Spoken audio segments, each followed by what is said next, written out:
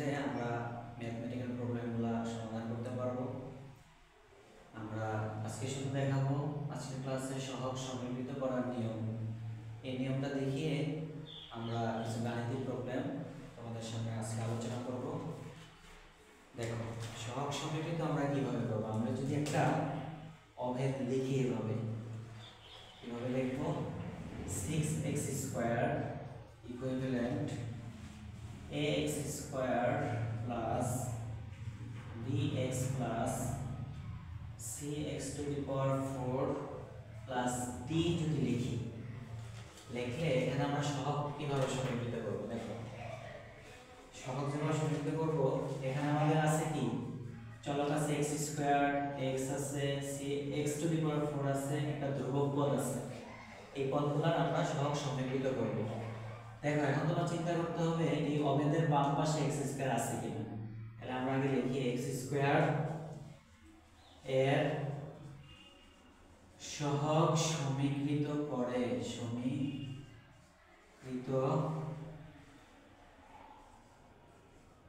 করি বা করে কিভাবে করবা। তাহলে আমাদের দেখতে হবে এখানে যে x স্কয়ার আছে বাম পাশেও x স্কয়ার আছে কিনা। আচ্ছা, আছে।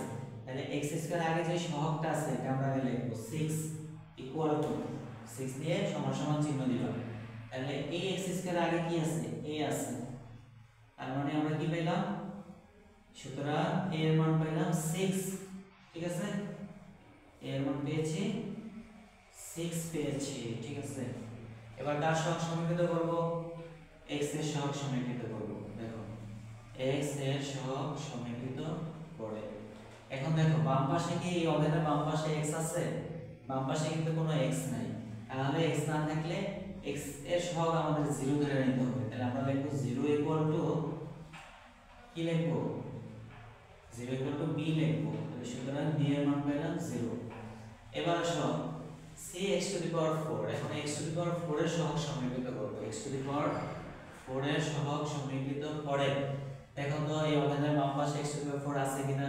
x টু দি পাওয়ার 4 নামে কোনো চলক নাই। তাহলে আমরা লিখতে হবে 0, বাম পাশে 0 সমান ডান পাশে কত x টু দি পাওয়ার 4 এর চলক c। তার মানে হচ্ছে আমরা c এর মান পেয়ে গেলাম 0। এখন হচ্ছে ধ্রুবক পদ।